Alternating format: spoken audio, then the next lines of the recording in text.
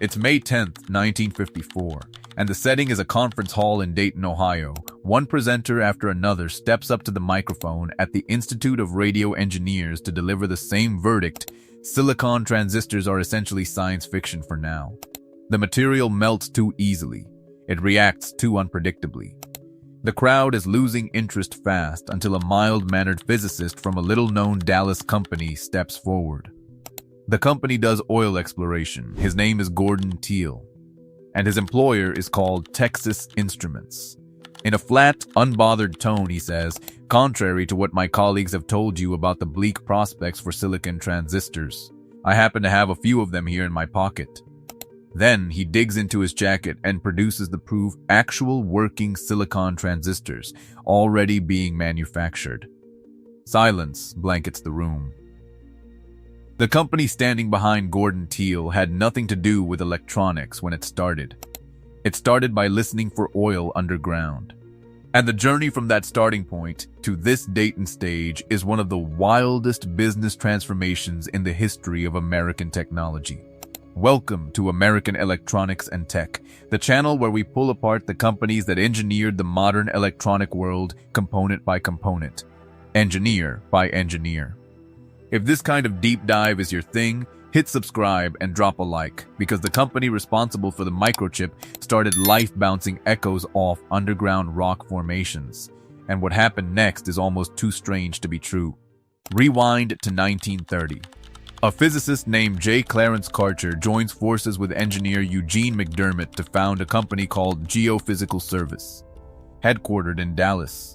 Their work centered on reflection seismology, firing sound waves into the earth and analyzing the bounce back to pinpoint underground oil. An oil prospector by the name of Everett Lee DeGollier financed the whole thing with $100,000. But the oil business was volatile, and by the late 1930s, the company had gone through a restructuring, spinning its geophysical division into a new subsidiary called XZ. On December 6, 1941, the day before the attack on Pearl Harbor, 4 men employed at XZ bought that subsidiary for themselves: McDermott, J., Eric Johnson, Cecil H. Green, and H. Bates Peacock. Within a matter of months, the company had pivoted to building electronics for the Navy and the Army Signal Corps. The rugged housings they'd engineered to protect their oil detection instruments turned out to be exactly what the military needed for radar systems and submarine detection. The war permanently altered the company's identity. In November 1945, a young Navy officer named Patrick Haggerty, a summa cum laude engineering graduate from Marquette University, came on board. Haggerty took one look at the company's wartime electronics contracts and understood something nobody else in Dallas had figured out. The actual product was never the oil. It was always the instruments built to locate it. By 1951, the company rebranded as Texas Instruments, with revenue hovering around $20 million. Within the broader landscape of American electronics, it was still practically anonymous. But Haggerty already had a plan taking shape. In 1952, he poached a crystal physicist named Gordon Teal from Bell Laboratories, where Teal had developed a method for growing exceptionally pure semiconductor crystals. Bell Labs had unveiled the transistor back in 1947, but those original units used germanium, a material with real drawbacks. Silicon could handle much higher heat, but nobody had managed to purify it to a usable standard. Teal, missing Texas, accepted Haggerty's offer to build Ty's Central Research Laboratories from nothing. Here's something rarely mentioned. A chemist at Bell Labs named Morris Tannenbaum actually produced a working silicon transistor first, back in January 1954, a full 3 months ahead of Teal's group. Bell Labs, however, concluded that the production method wasn't viable commercially. Both parts of that story deserve to be told. Tannenbaum built the original. Teal, working with chemist Willis Adcock, built the first version that could actually be sold. Their testing wrapped up on April 14, 1954. 4 weeks later, Teal was in Dayton, holding the evidence in his pocket. But Haggerty's ambitions went further. He wanted this transistor inside every American household. In May 1954, Ty put together a prototype transistor radio and started pitching it to manufacturers. ERCA declined. Philco declined. Emerson declined. Every major radio brand said no. The only company that took the bet was a small Indianapolis manufacturer, the Regency division of Idea. On October 18, 1954, the Regency TR-1 was unveiled, going on sale in November for $49.95, roughly $550 in today's dollars. Consumer Reports rated the sound quality decent enough for talking, but rough for music. It didn't matter. About 150,000 units sold anyway because it fit inside a shirt pocket and made transistor a household word. Teenagers were suddenly bringing rock and roll to the beach. Over the course of that decade, Ty's revenue jumped from $20 million to $92 million. Still, the transistor radio was just the opening act. The main event hadn't happened yet, and it would be built by an engineer who never got his vacation. Summer of 1958. An electrical engineer from Great Bend, Kansas, named Jack Kilby arrives at Texas Instruments. For years, he'd been wrestling with one particular problem: wiring. Computers of that era demanded miles of hand-soldered links between individual transistors, resistors, and capacitors, and failures were constant. Kilby's insight was that if every component were fabricated out of the same piece of material, you could shrink the wiring down dramatically and solve the whole mess. He joined the company too recently to be eligible for its mandatory 2-week summer shutdown. So while everybody else cleared out, Kilby found himself alone in the lab, with nothing but time on his hands and an idea in his head. On September 12, 1958, when the rest of the staff returned from vacation, he showed them what he'd put together: a rough-edged combination of germanium, gold wire, and aluminum, containing a transistor, a capacitor, and 3 resistors, all built onto a single sliver of semiconductor material. Somebody later said it looked like a failed craft project. It worked. T submitted the patent in February 1959 and revealed the device publicly at the Institute of Radio Engineers convention that March. Out of the entire crowd, only one company understood the significance: Fairchild Semiconductor, where Robert Noyce had been independently developing a nearly identical solution. Noyce filed his own patent for a silicon-based integrated circuit that July. What followed was 10 years of legal disputes, eventually resolved through shared credit and joint patent arrangements.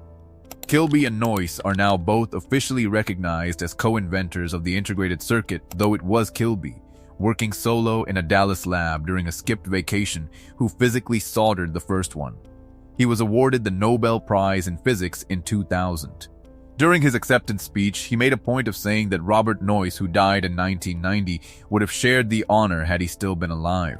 Only 6 of Kilby's original prototype units are known to survive. One is on display at the Smithsonian. Throughout the late 50s and into the 60s, Cold War-era defense spending fueled Ty's semiconductor research. The company produced airborne radar equipment, missile guidance systems, and laser-guided munitions. Military contracts were the engine quietly driving the innovation forward. Then, Patrick Haggerty, always looking for the next thing, went back to Jack Kilby this time, asking for a consumer product that could do for integrated circuits what the Regency radio had done for transistors. Kilby teamed up with 2 engineers whose names rarely surface in the history books, Jerry Merriman and Jim Van Tassel, and the group settled on building a compact electronic calculator. Internally, they called the project Cal-Tech. A working prototype was ready by 1967, and in 1972, Ty put the Datamath Ty 2500 on shelves. 4 years later came the Ty 30, priced at $24.95, which went on to become the best-selling calculator of all time. Its display flashed the word error in a way an entire generation of American students would never forget. Then came the product that made Texas Instruments a household name in a way no semiconductor ever managed on its own. In November 1976, engineer Paul Breedlove was given a $25,000 budget and 3 months to answer one question: could a chip be made to talk? Working alongside Gene France and Richard Wiggins, Breedlove's team engineered the TMC-0280, the first speech synthesizer built onto a single chip. The voice recording came from a Dallas radio announcer named Mitch Carr, selected specifically for his flat, clear delivery. Around that chip, The team built the Speak and Spell, a bright orange plastic toy with a built-in keyboard, a vocabulary of several hundred words, and a mechanical voice that congratulated correct answers and gently pushed kids through incorrect ones. Texas Instruments billed it as the first time a human vocal tract had ever been reproduced electronically on a single piece of silicon. It launched at the Consumer Electronics Show in June 1978, priced at $50. 4 years later, Steven Spielberg handed one to a stranded alien in E.T. the Extraterrestrial, and the Speak and Spell became one of the most iconic electronic devices of the 20th century. In 2009, the IEEE recognized it as a milestone in electrical engineering history. That same TMC-0280 chip eventually turned up inside Atari arcade machines and Chrysler cars. But while the public was busy listening to a toy learn to speak, TIE was quietly stepping into a market that nearly took the company down. In 1979, TIE launched the TIE 99-4, the first 16-bit home computer sold with a bundled color monitor for $150. The origin of the company's worst crisis was sitting quietly on a store shelf, and nobody at TI saw what was coming next. What was coming was Jack Tramiel, head of Commodore, a man who did not forget easily. Back in the mid-1970s, TI had crushed Commodore's calculator business by undercutting prices Commodore simply couldn't match, nearly putting the company under. Tramiel struck back by buying Most Technology, maker of the 6502 processor, giving Commodore full control of its own chip production. When the home computer market took off in the early 1980s, Tramiel used TI's own tactic against it. The T99-4A hit shelves at $525 in June 1981. Commodore lowered the VIC-20's price. T matched it. Commodore dropped again. By February 1983, the T99-4A was down to $150. By that summer, T was selling a bare-bones beige version for under $100, losing money with every single unit sold. The Lubbock, Texas factory was producing 5,000 units daily, but production wasn't translating into actual sales. There are two ways to read T's decision to stay in that price war. One is arrogance, a belief that raw volume would eventually win out. The other is structural. Commodore controlled its own chip supply and could always drop the price $1 more. Both explanations are likely true at once, and honest history doesn't pick just one. The third quarter of 1983 hit like a final verdict. Texas Instruments reported a $330 million loss, almost entirely tied to the home computer division. That October, the company announced it was killing the TI 99-4A for good. Remaining stock was dumped first at $50, then $20. Thousands of jobs were cut. The same company that had invented the integrated circuit, the pocket calculator, and the talking chip had nearly collapsed, selling home computers at a loss, chasing a market it never actually controlled. But Texas Instruments survived. It did something harder than simply surviving. It went back to what it had always done better than any company on earth: designing and manufacturing the chip itself. The consumer-facing products disappeared from the spotlight. Analog semiconductors and embedded processors, the unglamorous parts buried deep inside other companies' devices, became the entire business. It wasn't exciting. It was necessary. And eventually, it turned into a quieter form of dominance. Today, a functioning TI 99-4A still boots up in the homes of collectors across the country. Amateur programmers are still writing new software for a machine discontinued more than 4 decades ago. Speak and Spell units still sell for around $30 on eBay, and Mitch Carr's voice is still out there, patiently encouraging kids to give it another try. TI calculators remain fixtures on the desks of nearly every high school math student nationwide, a monopoly so unassuming that most people don't even register it as one. And Texas Instruments today, 96 years removed from Karcher and McDermott bouncing sound waves off Texas rock formations, employs roughly 33,000 people and generates annual revenue near $18 billion. Its market cap sits close to $280 billion.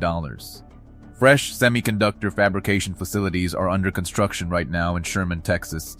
The integrated circuit that Jack Kilby soldered by hand during a lonely summer in 1958 now lives inside every phone, every car, every hearing aid, every satellite, every intelligent machine under virtually every brand name on the planet except the one that actually built it first. The company behind the Microchip nearly bled to death selling home computers for less than they cost to produce, and it only survived by retreating to the one thing it always did better than anyone else: the chip itself. Back in 1954, Gordon Teal reached into his jacket pocket at a conference in Dayton, Ohio, and pulled out the future. 70 years on, Texas Instruments is still carrying that future quietly, in every pocket, on every continent. If you grew up with a TIE calculator on your desk, a speak and spell waiting under the tree, or a TIE 99-4A wired into the family television, leave a comment below. Tell us which model, what year, and whether it still works. The people who actually use these machines understand what this company built better than any earnings report ever will. Subscribe to my channel if you'd like to keep building this archive together.